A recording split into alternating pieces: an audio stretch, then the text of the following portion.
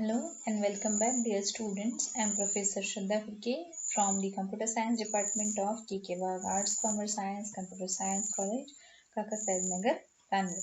And today we are going to study arrays in C programming. So, what is the definition for the array?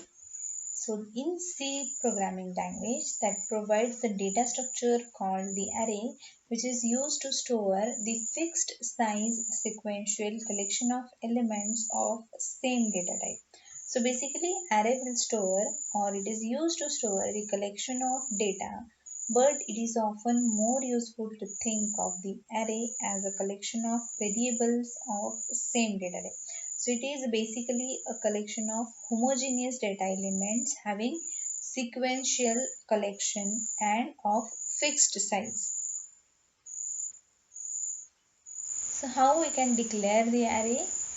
To declare an array in C, a programmer specifies the type of elements and the number of elements required by an array as follows. The type, that is your data type. Array name. Array name consists of any variable type of name, and array size. So this is called a single dimensional array because it has only one single size. The array size that must be an integer constant which should be greater than 0, and the type can be any valid C data type.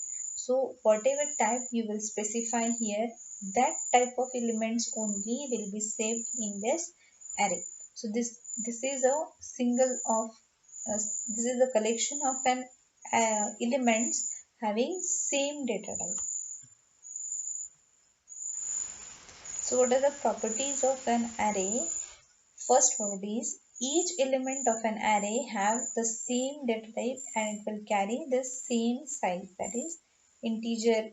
If it is integer, then it has a 4 bytes. If it is float, then it has a 8 bytes. Same way, the elements of an array are stored at the contiguous memory location, where the first element is stored at the smallest memory location, that is in the base address of that memory or the array. The elements of the array can be randomly accessed since we can calculate the addresses of each element of the array, which the given base address and the size of the data element. Let's see one example of one-dimensional array. For example, we have to declare 10 element array called as a x of type integer, and that use this statement integer x and size will be 10. So integer is the data type, where x is a variable array which is sufficient to hold up to the 10 integer numbers. So how the memory will be allocated for this 10 elements? All the arrays will consist of contiguous memory locations. That is, each one of the array element has a contiguous memory location.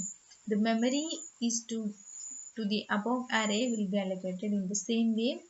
X of 0. X has a different 10 elements. So it will start from 0 up to 9. Always the array index start from the 0th position.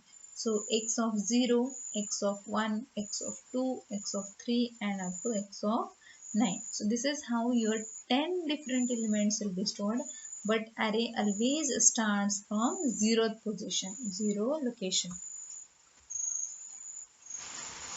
Now how we can initialize the array? How we can initialize the array at the design time, that is at the definition time, integer x of 5. Let's consider that there is an array of type integer having the 5 values.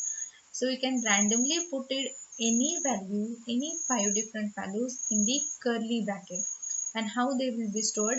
First array element will be stored in first memory location, that is x of 0. Second will be in the second location, and finally fifth will be at the fifth position respectively.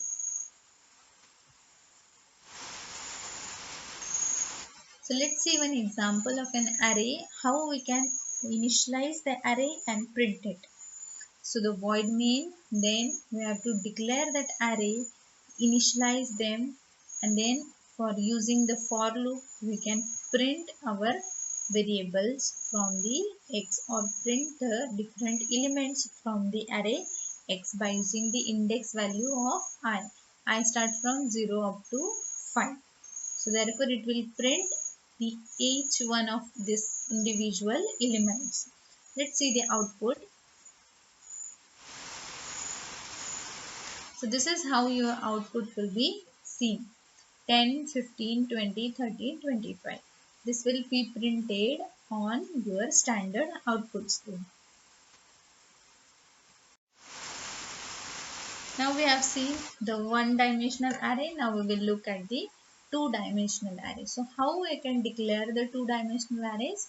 The data type, then your array name, row size and column size. So the first index value will show the number of rows and the second value will show the number of columns in the array. So this is how two-dimensional array is to be specified or declared. So the declaration part is same, just the difference is between these two elements, the row size and column size. For example, integer array of 3 by 3. So this will be the matrix of 3 by 3. 3 rows and 3 columns, totally 9 elements. So how we can initialize our two-dimensional array? For example, integer a of size 2, 3, that is 2 by 3. So that means 2 rows and 3 columns. So how we can initialize them? Put all the different values of your locations, memory locations respectively. That is x of 0, 0, x of 0, 1, x of 0, 2, x of 1, 0, x of 1, 1, x of 1, 2. This way this will be happen. So it will initialize an element of the first row to 0 and the second row to 1. This initialization is done in row by row. So the statement can be written as integer a of 2 by 3 array, and we combine the elements of single row in a single curly bracket. We will see one basic example of 2D array or two-dimensional array. We have main function I, j, two values. We have declared one two-dimensional array here of size 4 by 3, that is 4 rows and 3 columns. So how we can traverse this array? Using two for loops. The first for loop is for row and second for loop is for column. It will be always same. First follows the row and second follows the column, and we will print that elements and end of loop. It will be this way: 1, 2, 3, 2, 3, 4, 3, 4, 5, 4, 6, 7. So this is how your array elements will be printed. 0, 0, 0, 1, 0, 2 location, then 1, 0, 1, 1, 1, 2 location, then 2, 0, 2, 1, 2, 2 location, 3, 0, 3, 1 and 3, 2 location. This is how your output will be printed. So I hope you all have studied the arrays and the one-dimensional and two-dimensional arrays basic structure. Thank you so much in today's video. Thank you.